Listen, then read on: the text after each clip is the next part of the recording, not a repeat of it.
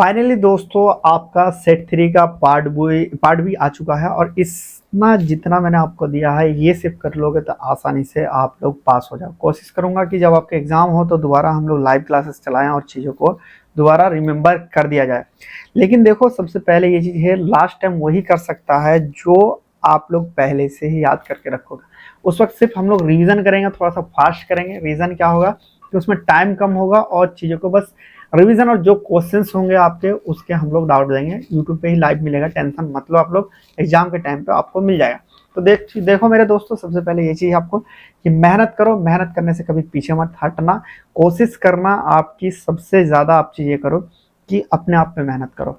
एक चीज़ देखना, जिन चीज़ों में आपको बोरिंग लगता है ना वही चीज़ आपको ज़िंदगी में रिजल्ट देता है। पढ़ना इंसान को बना बहुत कम लोगों को आता है, वो बोरिंग लगता है, लेकिन वही चीज़ आपको सक्सेस बना सकता है। आप देखे होंगे कि आप दोस्तों के साथ घूमना ये चीज़ कितना मजा आता है, लेकिन वो देखना और उसी जगह आप मेहनत करो कितना बोरिंग लगता है। अच्छा जो चीज़ लगता है ना, जो बोरिंग नहीं लगता, वो जिंदगी में आपको सफल नहीं बना सकता। पापा की बातें बोरिंग लगता है, दोस्तों की बात, गर्लफ्रेंड के बात, बॉयफ्रेंड के बात, सट्टा मारिए, मजा आता है। लेकिन वही चीज़ पापा कहते हैं कि ये चीज़ कर ले, वो चीज़ कर ले, उस वक्त क्या होता है, बोरिंग लगता है। तो इसीलिए मैं आपको कहता हूँ मेरे दोस्तों कि आप क्या है वैसी चीज़ छोड़ो, अलग चूज हार्डर, हमेशा हार्ड चूजो। अरे जिंदगी मिला है यार, हार्ड चूज करने से ये चीज हो जाता है ना यार कि मेहनत करने के आदी बन जाते हो आप। तो चलिए दोस्तों हम लोग स्टार्ट करते हैं। हम लोग पार्ट बी में हम क्वेश्चंस को देखेंगे। क्वेश्चन पूछा गया कि मेडिकेशन जो यूजेस से इंस्ट्रक्शन क्या होता है उसके बारे में बताइए। व्हाट टाइप्स ऑफ कम्युनिकेशन, मतलब कितने तरह के कम्युनिकेशन होते हैं, कोई भी लिख सकते हो, 2 3 4 लिख दो चलेगा। क्या डिफाइन इन्वेंट्री मैनेजमेंट क्या होता है। फिर कह रहा है कि name 2 types of audit in pharmacy, pharmacy में 2 तरह के जो ऑडिट होता है उनके बारे में बताइए। कह रहा what is the significance of site selection for pharmacy, pharmacy में साइट सिलेक्शन का क्या अहमियत रहता है। बहुत अहमियत रहता है। मान लो आपने गांव में ऐसी जगह खोल दिया, भाई कोई आ ही नहीं रहा, खेत में खोल दिया, चलेगा नहीं चलेगा ना, उसके लिए आपको क्राउड देखना पड़ेगा।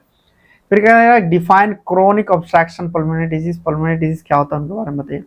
What is the use of pictogram for electric patient, illiterate patient उसे कहते हैं, जो अनपढ़ पेशेंट के लिए पिक्टोग्राम क्या अहमियत रहता है। डिफाइन प्रोक्योरमेंट, प्रोक्योरमेंट आप डिफाइन कीजिए। फिर कह रहा है कि वेंडर सिलेक्शन किस तरह से करते हैं। और ब्रीफ मेंशन करें कि लेवल रिक्वायरमेंट किस तरह से, तो फाइनेंशियल लाइसेंस वो बताइए।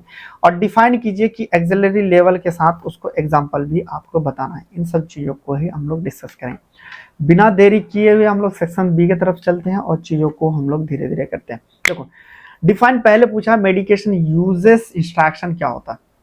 मतलब हम लोग क्या करेंगे कि मेडिकल यूजेस इंस्ट्रक्शन का मतलब होता क्या है, क्या क्या मेडिकेशन यूजेस इंस्ट्रक्शन का मतलब होता है कि दवा कैसे लेनी है, कब लेनी है, कितनी मात्रा में लेनी है और किस तरीके से लेनी है। इसको क्लियर और सिंपल जो गाइडलाइन में लिखे रहते हैं उसी को ही हम लोग मेडिकेशन यूजेस इंस्ट्रक्शन के नाम से जानते हैं।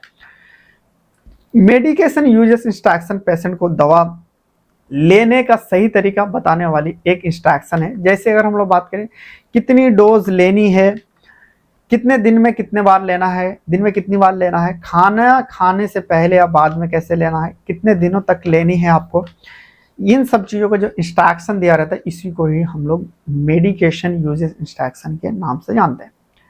नेक्स्ट क्वेश्चन देखते हैं क्या कह रहा है। व्हाट टाइप्स ऑफ, देखो इसमें verbal, non verbal, written communication, आप विजुअल कम्युनिकेशन, ये सारी चीज लिख सकते हो।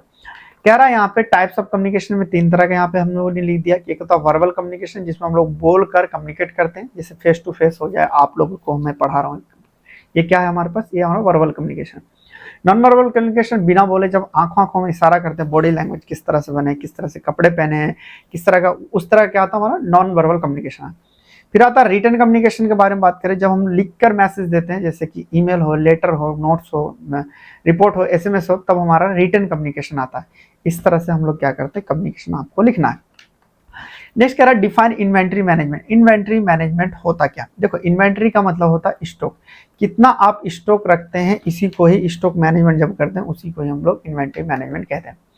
इन्वेंट्री मैनेजमेंट का मतलब होता है कि फार्मेसी में रखे गए मेडिसिन और प्रोडक्ट को सही तरीके से कंट्रोल, ऑर्गेनाइज और मॉनिटर करना ताकि स्टॉक ज्यादा हो ना ही कम पड़े, उसी को ही हम लोग इन्वेंट्री मैनेजमेंट कहते हैं। दोबारा सुनते हैं, इन्वेंट्री मैनेजमेंट हम लोग उसे कहते हैं जहां फार्मेसी में रखे गए मेडिसिन को सही product control and organize monitor करे ताकि ज्यादा या फिर कम ना पड़े स्टॉक, उसी को हम लोग इन्वेंट्री मैनेजमेंट के नाम से जानते हैं।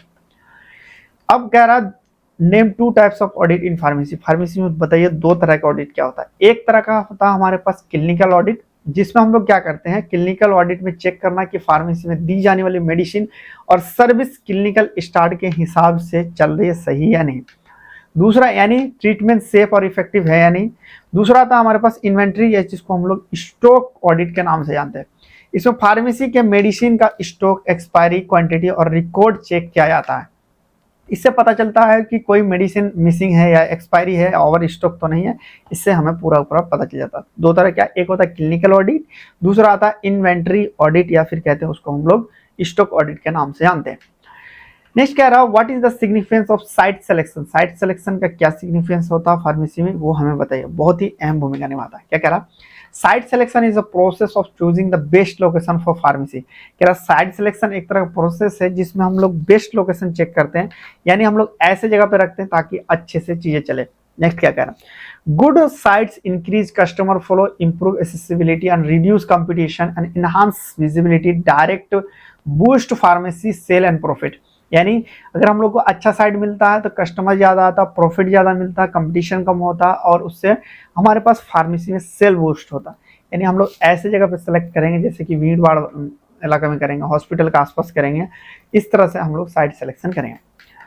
जैसे कि यहाँ पे क्या क्या फायदा होता है, कस्टमर का फुटफॉल बढ़ता है, जिसमें हमारे पास गुड लोकेशन, ज़्यादा फार्मेसी तक पहुँच पाते हैं, सेल्स बढ़ती है। एक्सेसिबिलिटी आसान होती है, जैसे कि हम लोग बात करें क्लिनिकल, मार्केट या रेसिडेंशियल एरिया के पास फार्मेसी हो तो पेशेंट को कन्वेंशन ज़्यादा मिलता है। कंपिटेटिव कंट्रोल होता है, जिसमें ऐसी जगह चुनना जहां बहुत कम फार्मेसी हो, वहां बिजनेस का फायदा ज़्यादा मिलता है। इमरजेंसी जो नीड्स है उसको फुलफिल करते हैं, जैसे कि मेन रोड या बिजी एरिया में फार्मेसी होने पर इमरजेंसी पेशेंट को जल्दी मेडिसिन मिलती है। फिर क्या आ रहा है, प्रॉफिटेबिलिटी इंप्रूव होती है, जैसे कि हम लोग बात करें राइट लोकेशन को रेगुलर कस्टमर मिलता है, लॉन्ग टर्म तक हमें प्रॉफिट मिलता है। इन सब चीज़ों को हम लोग को क्या है, फायदा होता है। पहला क्या, कस्टमर को फुटफॉल बढ़ता है, एक्सेसिबिलिटी बढ़ता है, कंपटीशन कंट्रोल होता है, इमरजेंसी नीड फिल होती है और प्रॉफिट हमारा इंप्रूव होता है। देखो ऐसे क्वेश्चन आपको जरूर पूछा जाता है, और इस तरह का आपका PDF चाहिए तो आप हमारे ऐप को डाउनलोड कर सकते हैं, वहाँ पर आपको सारी की सारी चीज़ें मिल जाएगी।